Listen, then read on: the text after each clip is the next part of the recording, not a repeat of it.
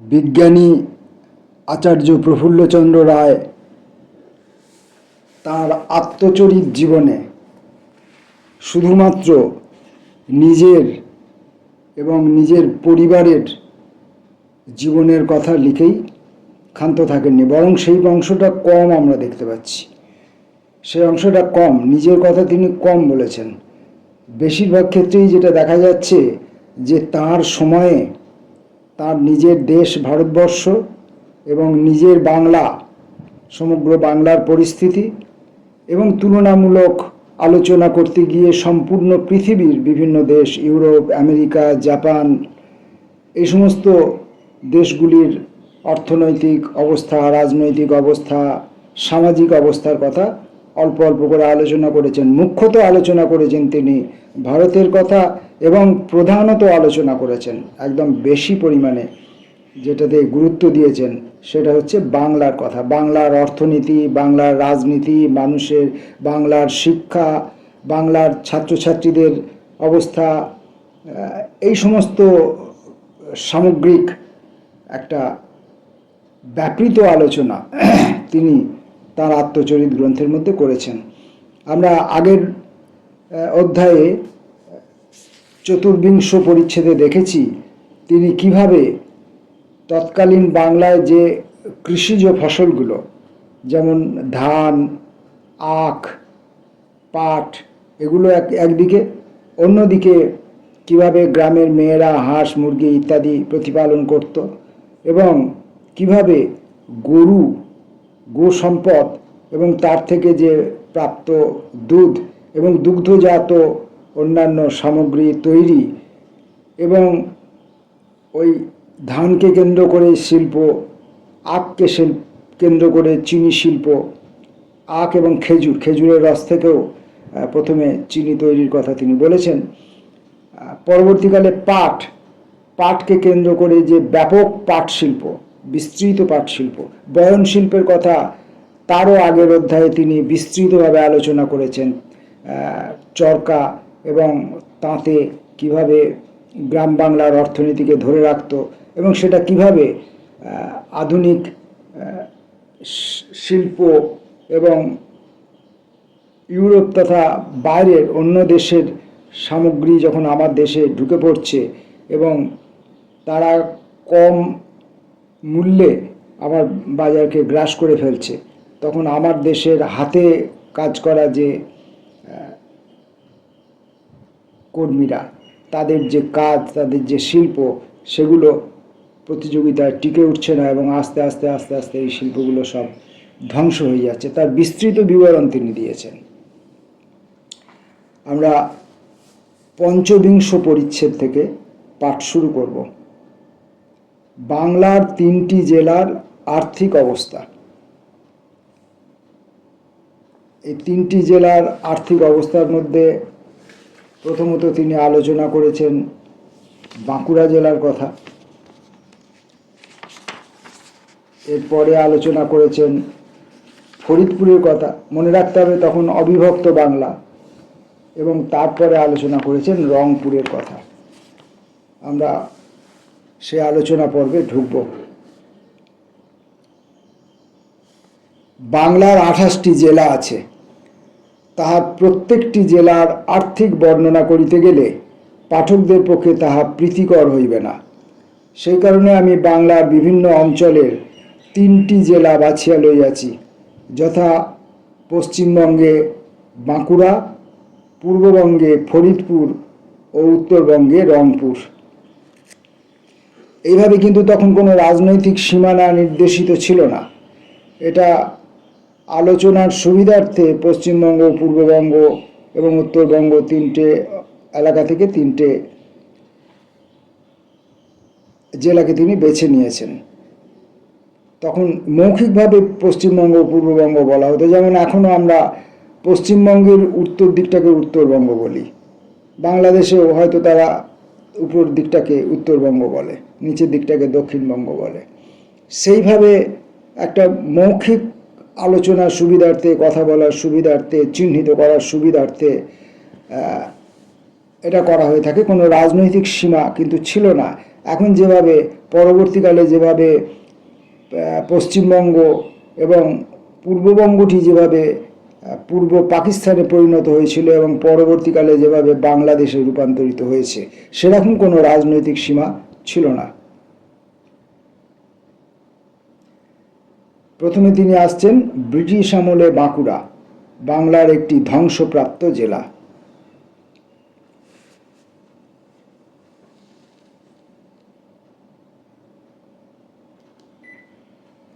হিন্দু ও মুসলমান রাজত্বে নিয়মিতভাবে পুষ্করিণী ও খাল কাটা হইত। বড় বড় বাঁধ দিয়া গ্রীষ্মকালের জন্য জল ধরিয়া রাখা হইত। কিন্তু বাংলায় ব্রিটিশ শাসন প্রতিষ্ঠার সঙ্গে বাংলার স্বাস্থ্য ও আর্থিক উন্নতির পক্ষে একান্ত প্রয়োজনীয় এই প্রথা লোপ পাইতে লাগিল। পলাশীর যুদ্ধের 40 বৎসর পরে কোলব্রুক লিখিয়াছিলেন, বাঁধ, পুকুর, জলপথ প্রভৃতির উন্নতির হওয়া দূরে থাকুক, ওইগুলির অবনতিই হইতেছে। 1770 খ্রিস্টাব্দ হইতে আরম্ভ করিয়া বাঁকুড়ার অবস্থার আলোচনা করিলে এই বিষয়টি বোঝা যাইবে। 1769-70 সালের দুর্ভিক্ষে 76-এর মন্বন্তর বাংলার প্রায় 1/3 লোক মরিয়া গিয়াছিল। বাঁকুড়া ও তাহার সংলগ্ন বীরভূমের উপর ইহার আক্রমণ প্রবলভাবেই হইয়াছিল। তৎপূর্বে মারাঠা অভিযানের ফলে এই অঞ্চল বিধ্বস্ত হইয়াছিল। এই দুর্ভিক্ষের শোচনীয় পরিণাম বর্ণনা করিবার ভাষা নাই। বাংলার প্রাচীন পরিবারসমূহ, যাহারা মোগল আমলে অর্ধ স্বাধীন ছিল এবং ব্রিটিশ গভর্নমেন্ট পরে যাহাদিগকে জমিদার বা জমির মালিক বলিয়া স্বীকার করিয়া লইয়াছিলেন, তাহাদের অবস্থায় অধিকতর শোচনীয় হইল। 1770 খ্রিস্টাব্দে হইতে আরম্ভ করিয়া বাংলার প্রাচীন বনিয়াদী সম্প্রদায়ের প্রায় 2/3 ধ্বংসপ্রাপ্ত হইল। কিন্তু তৎসত্ত্বেও জমিদার ও জোরদারদের নিকট হইতে পায় পয়সা পর্যন্ত হিসাব করিয়া নিঃশেষে খাজনা আদায় করা হইল। লর্ড কর্নওয়ালিস এইরূপ ধ্বংসপ্রাপ্ত কয়েকটি স্থান পরিদর্শন করিয়া 1789 খ্রিস্টাব্দে বলেন, জমি চাষ করা হয় নাই। বাংলায় কোম্পানির সম্পত্তির 1/3 সাপদ সংকুল অরণ্যে পরিণত হইয়াছে। ইতিহাসে লিখিত আছে যে বীরভূমের রাজা সাবালক হওয়ায় 1 বৎসরের মধ্যেই বাকি খাজনার দায়ে কারারুদ্ধ হন এবং বিষ্ণুপুরের সম্ভ্রান্ত রাজা বহু বৎসর কষ্ট ভোগ করিবার পর কারামুক্ত হন ও অল্প দিনের মধ্যেই মারা যান।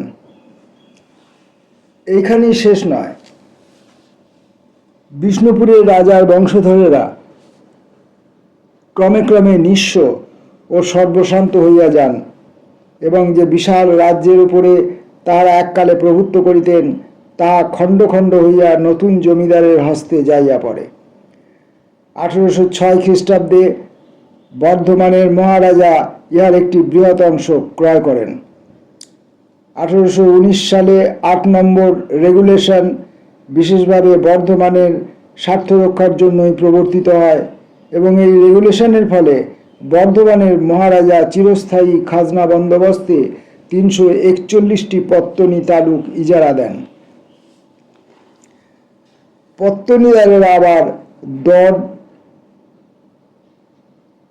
পত্তনিদারদের ইজারা দেয়। এইরূপে যে প্রথা প্রবর্তিত হয়, তার ফলে বাঁকুড়ার অধিবাসীরা এবং কিয়ৎ পরিমাণে অন্যান্য জেলার লোকেরাও বহু দুঃখ ভোগ করিয়া আসিতেছে। বিষ্ণুপুরের রাজা বিষ্ণুপুরেই থাকিতেন এবং প্রজাদের শাসন করিতেন। তিনি হাজার হাজার বাঁধ নির্মাণ করিয়াছিলেন। বর্ষাকালে এইসব বাঁধে জল ভর্তি হইয়া থাকিত এবং গ্রীষ্মকালে জলাভাবের সময় তাহা কাজে লাগিত।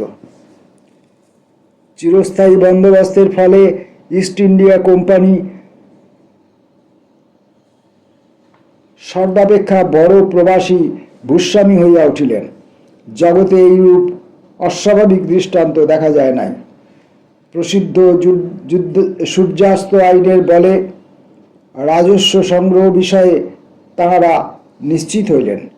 কোম্পানির অধীনে আবার জমিদারেরা ছিলেন, তাহারাও যোদ্ধাদের নিকট খাজনা আদায় সম্বন্ধে নিশ্চিত হইলেন।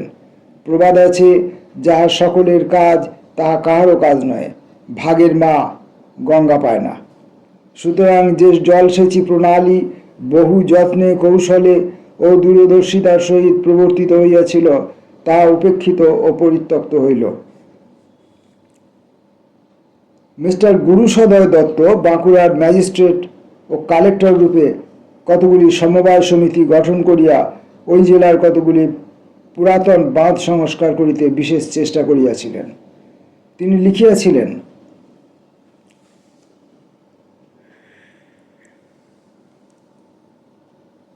মিস্টার গুরুসদয় দত্ত লিখিয়াছিলেন, পশ্চিমবঙ্গে পুকুর, বাঁধ প্রভৃতি জলসেচ প্রণালীর ধ্বংসের সহিত তাহার পল্লী ধ্বংসের কাহিনী ঘনিষ্ঠভাবে জড়িত।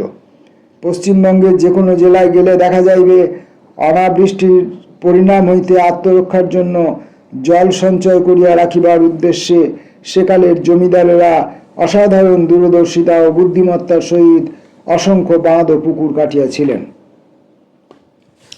এই বাঁধ ও পুকুর নির্মাণের জন্য বাঁকুড়াই বিখ্যাত ছিল। একদিকে মল্লভূমির জমিদারেরা, অন্যদিকে বিষ্ণুপুরের রাজারা এই কার্যে বিশেষ রূপে উদ্যোগী ছিলেন। আবার ইহাদেরই বংশধরদের অদূরদর্শিতা, সংকীর্ণতা ও আত্মহত্যাকর নীতির ফলে এইসব অসংখ্য বাঁধ ও পুকুর, যাহার উপর সমগ্র জেলার স্বাস্থ্য নির্ভর করিত, ক্রমে ক্রমে ধ্বংস হইয়া গেল। ছোট ছোট খাল দ্বারা বড় বড় বাঁধগুলি পুষ্ট হইত এবং ওইসব বড় বড় বাঁধ হইতে চতুর্দিকের জমিতে জলসেচন করা হইত। এইসব বাঁধে কেবল জমিতেই জলসেচন করা হইত না, মানুষ ও পশু পানীয় জলের জন্য ইহা ব্যবহৃত হইত। পরবর্তী বংশধরেরা তাহাদের স্বাস্থ্য ও ঐশ্বর্যের উৎসস্বরূপ এইসব বাঁধ ও পুকুরকে উপেক্ষা করিতে লাগিল। তাহাদের অকর্মণ্যতা ও ঔদাসীন্যের ফলে বৎসরের পর বৎসর পলি পড়িয়া এইসব জলাধার ভরাট হইতে লাগিল। অবশেষে ওইগুলি সম্পূর্ণ শুষ্ক ভূমি অথবা ছোট ছোট ডোবাতে পরিণত হইল। চারিদিকের উচ্চ বাঁধগুলি পতিত জমি হইয়া দাঁড়াইল। অন্য এক স্থানে মিস্টার দত্ত লিখিয়াছেন, ইহার ফলে বাঁকুড়া আজ মরা পুকুরের দেশ। বহু বাঁধ একেবারে লুপ্ত হইয়া গিয়াছে, কতগুলি সামান্য চিহ্ন মাত্র অবশিষ্ট আছে। কোনোটি পঙ্কিল জলপূর্ণ সামান্য ডোবাতে পরিণত হইয়াছে। এক বাঁকুড়া জেলাতেই প্রায় 30-40 হাজার বাঁধ, পুকুর প্রভৃতি ছিল। উপেক্ষা, অকর্মণ্যতা ও উদাসীন্যের ফলে ওইগুলি ধ্বংস হইয়া গিয়াছে এবং বাঁকুড়া জেলাতে আজ যে দারিদ্র, ব্যাধি, অজন্মা, ম্যালেরিয়া, কুষ্ঠব্যাধি প্রভৃতির প্রাদুর্ভাব হইয়াছে, তাহা ওই প্রাচীন জল সরবরাহের ব্যবস্থা নষ্ট হইয়া যাইবার প্রত্যক্ষ ফল। বাংলার চিরস্থায়ী বন্দোবস্তের ফলে গভর্নমেন্টকে নির্দিষ্ট রাজস্বের জন্য চিন্তা করিতে হয় না এবং জলসেচের সুব্যবস্থার ফলে জমির যদি উন্নতি হয়, তা হইলেও এই রাজস্ব বৃদ্ধি হওয়ার সম্ভাবনা নাই। এই কারণে জলসেচ ব্যবস্থার প্রতি শাসকগণের এমন ঔদাসীন্য। আমাদের গভর্নমেন্টের উদার শাসন প্রণালীতে লোকের শ্রী ও কল্যাণের মূল্য কিছুই নাই বলিলেই হয়। ইহার তুলনায় সিন্ধু দেশের শুষ্ক মরুভূমির জন্য গভর্নমেন্টের অতিমাত্রা কর্মোৎসাহ লক্ষ্য করিবার বিষয়। শুক্কুর বাঁধের স্কিমে বহু বিস্তৃত স্থানে জলসেচের ব্যবস্থা হইবে এবং উহার জন্য ব্যয় করিবে প্রায় 20-25 কোটি টাকা। অবশ্য স্কিমের ফলে উৎপন্ন খাদ্যশস্যের পরিমাণ বৃদ্ধি পাইবে, কিন্তু এই স্কিমের মূলে আরেকটি উদ্দেশ্য আছে। শুক্কুর বাঁধের ফলে যে জমির উন্নতি হইবে, সেখানে লম্বা আঁশযুক্ত তুলার চাষ ভালো হইবে। ল্যাঙ্কাশায়ার তুলার জন্য আর আমেরিকার মুখাপেক্ষী হইয়া থাকিতে চায় না। এই কারণে একদিকে সুদানের উপর তাহাদের বজ্রমুষ্টি নিবন্ধ হইয়াছে, অন্যদিকে ভারতের করদাতাদের কষ্টলব্ধ অর্থ বেপরোয়াভাবে ব্যয় করা হইতেছে। এখানেও সাম্রাজ্যনীতি প্রভাব বিস্তার করিতেছে। একথা কেউ বলিবে না যে ব্রিটিশ গভর্নমেন্ট দুষ্টু বুদ্ধির প্রেরণা ইচ্ছে করিয়া এই উর্বরা জেলার ধ্বংস সাধন করিয়াছে, মানে বাঁকুড়ার।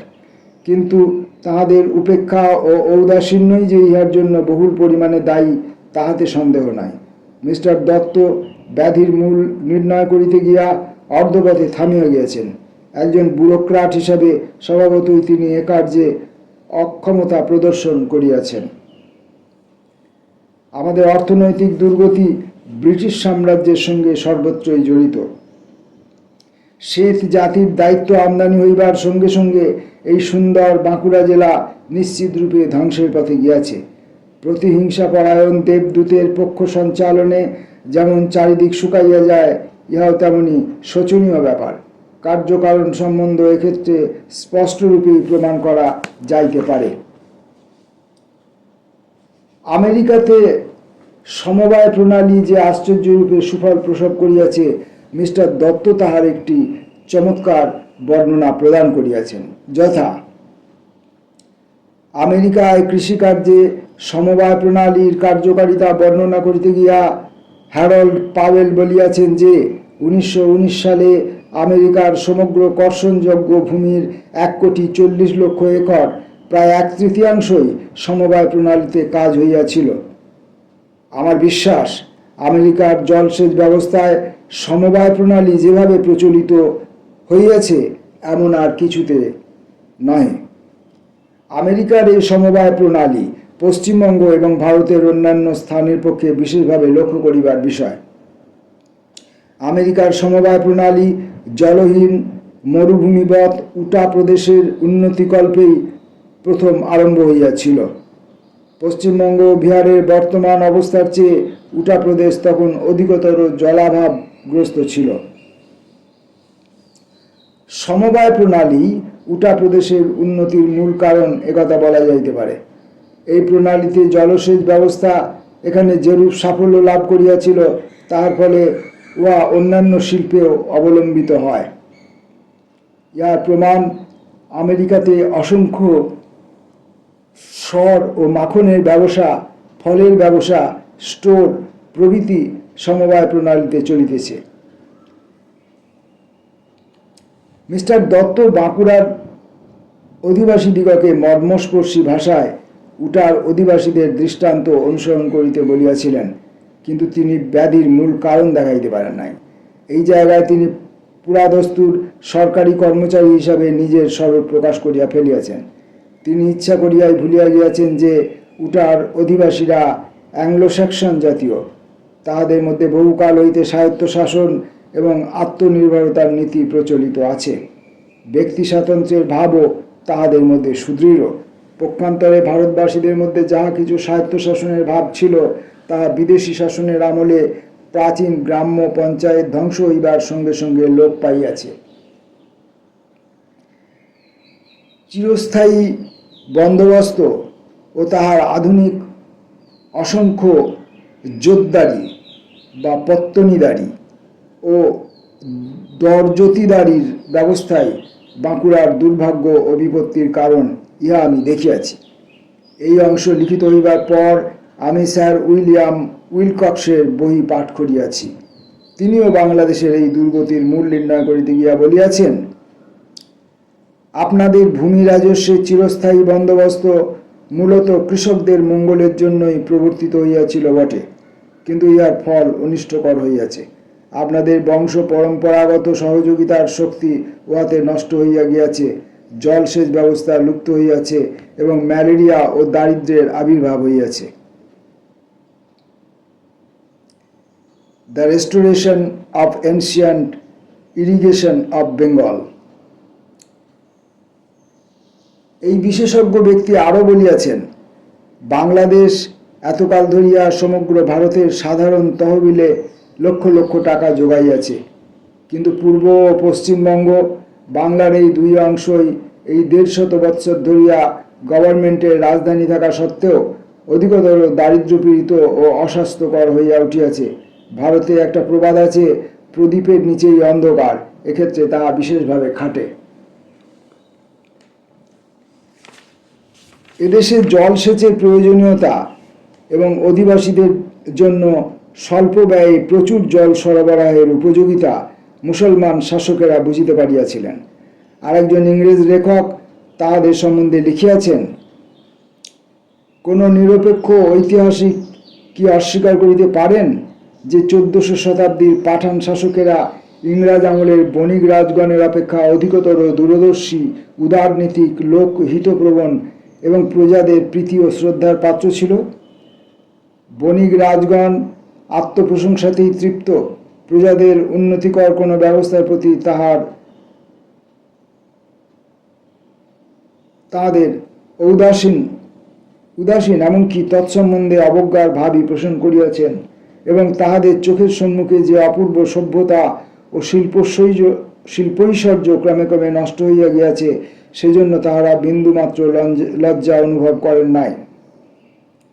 বণিক রাজগণ মানে ইংরেজরা, ব্রিটিশরা আত্মপ্রশংসাতেই তৃপ্ত, প্রজাদের উন্নতির কর কোনো ব্যবস্থার প্রতি তাহারা উদাসীন, এমনকি তৎসম্বন্ধে অবজ্ঞার ভাবই পোষণ করিয়াছেন। উদাসীন তো ছিলেনই, কিন্তু তুচ্ছতাচ্ছিল্য অবজ্ঞা পোষণ করতেন, এবং তাহাদের চোখের সম্মুখে যে অপূর্ব সভ্যতা ও শিল্পৈশ্বর্য ক্রমে ক্রমে নষ্ট হইয়া গিয়াছে, সেজন্য তাহারা বিন্দুমাত্র লজ্জা অনুভব করে না, নির্লজ্জও ছিল।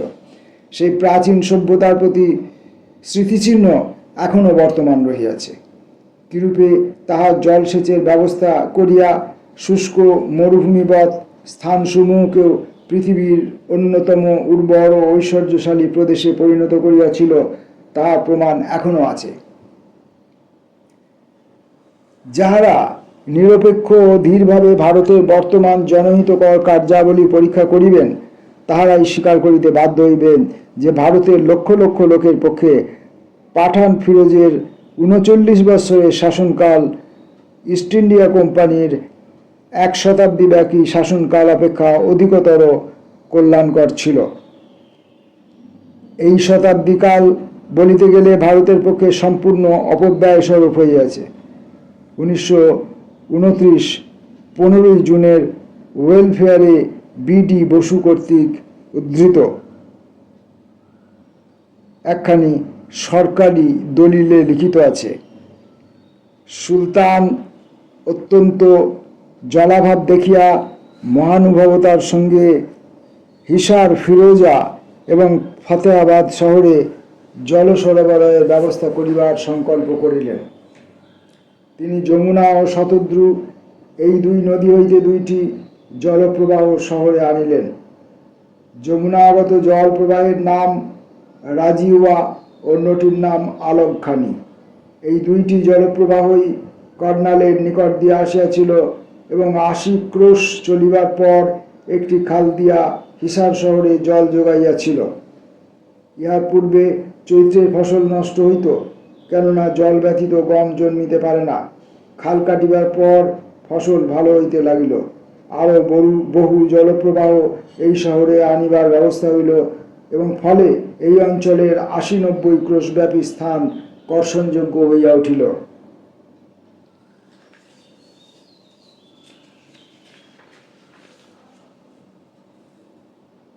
রোটক খালের উৎপত্তি এইরূপে হইয়াছিল। 1643 খ্রিস্টাব্দে হিসার ফিরোজাবাদ হইতে দিল্লি শহর পর্যন্ত জলসেচের জন্য একটি খাল খনন করা হয়। আলিমর্দান খাঁ 250 বৎসর পূর্বে তৈরি এই খালের সাহায্যে যতদূর সম্ভব লইয়াছিলেন এবং তাহা হইতে নতুন খাল কাটিয়াছিলেন। রোহটক ডিস্ট্রিক্ট গেজেটার 1884। এই সমস্ত কথা এখন উপন্যাস বলিয়াই মনে হয়। আমাদের সভ্য গভর্নমেন্ট কুপার্স হিল কলেজে এবং পরবর্তীকালে ব্রিটিশ বিশ্ববিদ্যালয়সমূহে সুশিক্ষিত ইঞ্জিনিয়ারদের গর্ব করিয়া থাকেন, কিন্তু তৎসত্ত্বেও 1400 শতাব্দীর মুসলমান শাসকদের নিকট হইতে তাহাদের অনেক কিছু শিখিবার আছে। জলসেচের এই অবস্থা, কিন্তু এই অভিশপ্ত জেলার মানে বাঁকুড়ার দুঃখ দুর্দশা আরও নানা কারণে এখন চরম সীমায় পৌঁছিয়াছে। রেশমের গুটি হইতে সুতা কাটা এবং বস্ত্রবয়ন এই জেলার একটি প্রধান শিল্প ছিল। সহস্র সহস্র লোক এই বৃত্তির দ্বারা জীবিকা নির্বাহ করিত। পিতল ও কাঁসার শিল্পের দ্বারাও বহু সহস্র লোকের অন্নসংস্থান হইত, কিন্তু এই দুই শিল্পই এখন ধ্বংসোন্মুখ। রেশম বস্ত্রের শিল্পই বোধহয় বাঁকুড়ার সর্বাপেক্ষা প্রধান শিল্প। শত শত পরিবার ইহার উপরে নির্ভর করিয়া থাকে। বিষ্ণুপুর, সোনামুখী, বীরসিংহের তাঁতিরা লাল, হলদে, নীল, বেগনি, সবুজ রঙের রেশমের শাড়ি ও বিবাহের জন্য রেশমের জোড় তৈরি করিয়া থাকে। স্থানীয় মহাজনেরা এইসব রেশমের কাপড় ভারতের নানা স্থানে রপ্তানি করিয়া থাকে। এদেশের মধ্যবিত্ত সম্প্রদায়ের লোকেরা বিবাহ উপলক্ষে এইসব রেশমের শাড়ি ও জোড় বহুল পরিমাণে ব্যবহার করিয়া থাকে। 5-6 বছর পূর্বেও প্রত্যেক তাঁতি পরিবার তাঁত পিছু দৈনিক 2 টাকা হইতে 3 টাকা পর্যন্ত রোজগার করিত। ব্রিটিশ সাম্রাজ্য প্রদর্শনী হইবার কয়েক মাস পর হইতেই বিষ্ণুপুরের রেশমের কাপড়ের মূল্য হ্রাস হইতে থাকে। রেশমের সুতা, জরি প্রভৃতি কাঁচামালের মূল্য পূর্ববৎই থাকে। রেশমের কাপড়ের মূল্য কমিতে কমিতে এতদূর নামিয়াছে যে তাঁতিরা অনেক স্থলে বাধ্য হইয়া কাপড় বোনা ছাড়িয়া দিয়াছে। দেশের প্রধান ব্যক্তিগণ এবং গভর্নমেন্ট এ পর্যন্ত এই দুরবস্থার কারণ নির্ণয় করিতে চেষ্টা করেন নাই। বিষ্ণুপুর শিল্পপ্রধান শহর। স্থানের অধিকাংশ লোক তন্তুবায়, কর্মকার বা শাঁখারি। এই তাঁতিদের এবং কামারদের অত্যন্ত দুর্দশা হইয়াছে। পিতল শিল্পের বাজার অত্যন্ত মন্দা। বিদেশ হইতে অ্যালুমিনিয়াম ও এনামেলের বাসন আমদানির ফলে এই শিল্পের অবনতি হইয়াছে। এই শিল্পের পুনরুদ্ধারের আশা নাই। প্রাচীন বিষ্ণুপুর শহরের দুটি প্রধান শিল্প এইভাবে নষ্ট হওয়াতে এই স্থানের আর্থিক অবস্থা অত্যন্ত শোচনীয় হইয়াছে এবং শিল্পী ও ব্যবসায়ীরা বিষ্ণুপুর ত্যাগ করিয়া অন্যত্র চলিয়া যাইতেছে। বিষ্ণুপুর শহরের শতকরা 70 জন লোক এজন্য দুর্গতিগ্রস্ত হইয়াছে।